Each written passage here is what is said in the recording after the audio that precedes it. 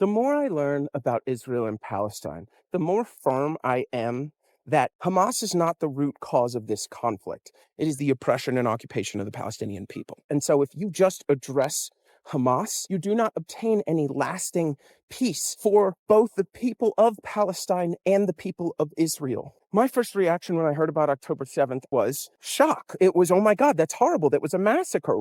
Then it was, why did this happen? What were the events that led to this? Because these kinds of things don't just happen in a vacuum. And you keep pulling on that thread. And it's like Hamas was in power. Why were they in power? Why are they this terrorist extremist organization that the people of the Gaza Strip decided to elect into positions of power? Why does Hamas exist at all? You keep going back in time.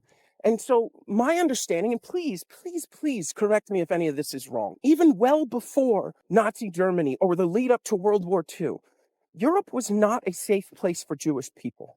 The book on Zionism was written to say the Jewish people need a place to be safe because it's not in Europe, was written in 1896. And the book on Zionism said that places Jewish people could go to be safe were like, I think it was Argentina and Uganda, but also Palestine. One of the reasons he picked Palestine as a place was, yes, the whole Holy Land thing, was because Palestine was in the Ottoman Empire, which was a safer place for Jewish people than Europe was. And so when I look at today and I hear that Israel's the only place that Jewish people can be safe in the Middle East, I'm like, well, what changed? As things got worse and anti-Semitism increased leading up to World War II, Germany and the Holocaust, Zionist military forces in 1948 ethnically cleansed the land of almost 1 million people to make way for this state, this Zionist state. And the leaders of those Zionist forces would go on to become the leaders of Israel once it was founded. Now, I need to be clear when I say Zionism, that is not the same group of people as when I say Jews. They do overlap sometimes, but they are two different groups of people.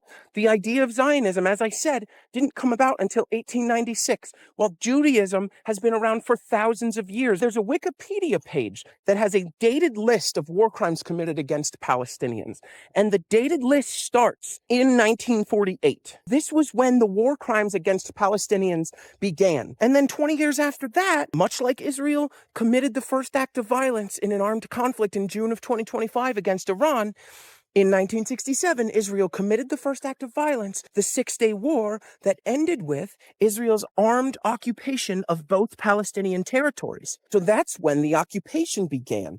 And it wasn't for 20 years after that was Hamas even founded. If I were to say, well, why does Hamas exist? I think the pro-Israel sentiment is, well, Hamas exists because they're religious fundamentalists.